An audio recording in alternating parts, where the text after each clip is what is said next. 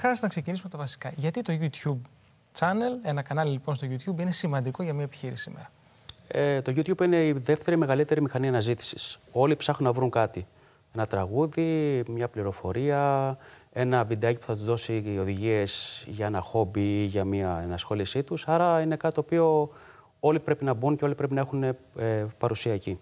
Μας λες για βίντεο. Ο καθένας τώρα μπορεί να πάρει το κινητό του και να δημιουργήσει ένα βίντεο που στο digital marketing το λέμε content, περιεχόμενο. Το βίντεο είναι μέρος περιεχομένου μαζί με τα υπόλοιπα posts που κάνουμε και τα άρθρα. Τι πρέπει να προσέξει κάποιος ο οποίος θέλει να φτιάξει τέτοιου είδους περιεχόμενο για το κανάλι του? Βίντεο δηλαδή. Ναι, θα πρέπει να γνωρίζει το κοινό του πρώτα απ' όλα. Έχοντας αυτό στο μυαλό μας, δημιουργούμε το περιεχόμενο το οποίο θα συγκινήσει, θα προκαλέσει το ενδιαφέρον του κοινού μας.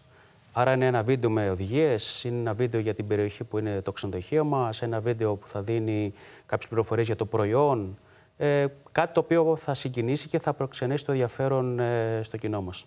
Υπάρχει κάποιες συγκεκριμένες οδηγίες, υπάρχουν οδηγίες που να ακολουθήσουμε, να είμαστε πιο άμεσοι, να είμαστε πιο αυθεντικοί? Τι θα έλεγες όταν δημιουργούμε τέτοιο περιεχόμενο? Να έχεις πάντα στο μυαλό σου τι αρέσει στο κοινό σου. Ένα βίντεο το οποίο μπορεί να είναι στημένο επαγγελματικά μπορεί να μην αρέσει στο κοινό. Μπορεί να θέλει το κοινό σου να είναι κάτι αυθόρμητο, κάτι πρόχειρο μεν, αλλά να δίνει μια πληροφορία, να δημιουργεί συναίσθημα. Τώρα, αν θα είναι επαγγελματικό ή όχι, θα το καθορίσει η υπηρεσία που πουλάμε, το προϊόν που πουλάμε, το κοινό το οποίο απευθυνόμαστε. Υπάρχει κοινό το οποίο να ζητά κάτι το οποίο είναι luxury. Να είναι αστείο, να είναι luxury. Ή αστείο, ας πούμε, θα μπορούσε να είναι. Ναι. Φαντάζομαι ότι οι επιχειρηματίες που μας ακούνε σήμερα θα αναρωτιούνται να αυξήσω τους συνδρομητές ή να αυξήσω τα views, να αυξήσω τα comments ή τα thumbs up, ναι, τα likes στο YouTube? Τι απ' όλα? Για μένα πρέπει να έχει μια στρατηγική. Από την άποψη ότι το περιεχόμενο που θα δημιουργήσεις να αρέσει.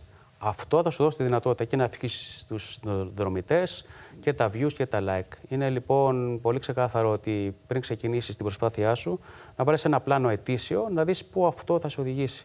Και όχι απλά να ξεκινήσουμε για ένα μήνα να αυξήσουμε τα views, ένα μήνα να αυξήσουμε τα likes και γενικά να πάμε σε αυτή τη λογική. Πρέπει να έχεις μπροστά σου μια στρατηγική. Πραγματικά σήμερα βλέπουμε πάρα πολλούς δημιουργούς, creators, video creators που δημιουργούν κάθε εβδομάδα, ίσως και καθημερινά βίντεο και τα βάζουν στην πλατφόρμα του YouTube.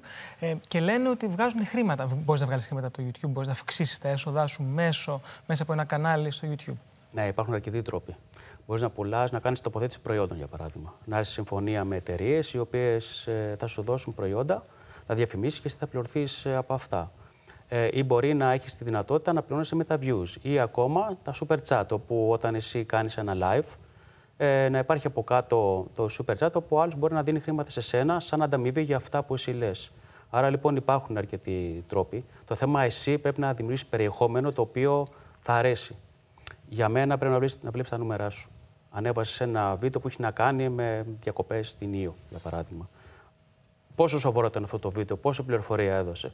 Κάνεις ένα άλλο το οποίο είναι λιγότερο σοβαρό, λιγότερο spontaneous. Βλέπεις τα νούμερα σου και καταλαβαίνεις τι αρέσει ακριβώς, τι αρέσει στο κοινό σου. Τα νούμερα είναι εκεί. Όταν λες νούμερα, εννοείς φαντάζομαι τα analytics που έχει μέσα η πλατφόρμα του YouTube. Ναι.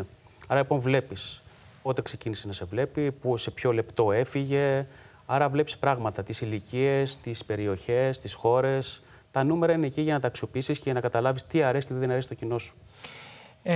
Θα έλεγες ότι πρέπει να κάνουμε διαφημίσεις μόλις ανεβάσουμε τα βίντεο στο YouTube, να τα βάζουμε στο Facebook, να τα βάζουμε στο site μας, ή απλά κάνουμε απλή ανάρτηση και ελπίζουμε αυτά να γίνουν viral, δηλαδή να αποκτήσουν πολλούς θεατές? Για μένα είναι απαραίτητη διαφήμιση. Ας μην ξεχνάμε ότι το YouTube είναι μια μηχανή αναζήτησης. Άρα εκεί υπάρχεις και υπάρχουν και άλλα δισεκατομμύρια βίντεο. Καλό θα είναι να τα μοιράσεις στα social σου, Instagram, Facebook, ό,τι άλλη πλατφόρμα έχεις, ιστοσελίδα, ώστε να αρχίσεις να χτίσεις ένα περιεχόμενο. Πρέπει να επενδύσεις πριν αρχίσεις να μαζεύεις χρήματα. Είναι μια εύκολη υπόθεση να έχεις καλό περιεχόμενο βίντεο στο κανάλι σου? Όχι, χρειάζεται να παιδευτείς, να αποτύχεις, να δεις τι δεν δουλεύει. Το κοινό σου δίνει πάντα το feedback μέσα σε μερικά λεπτά, ώρες, μέρες.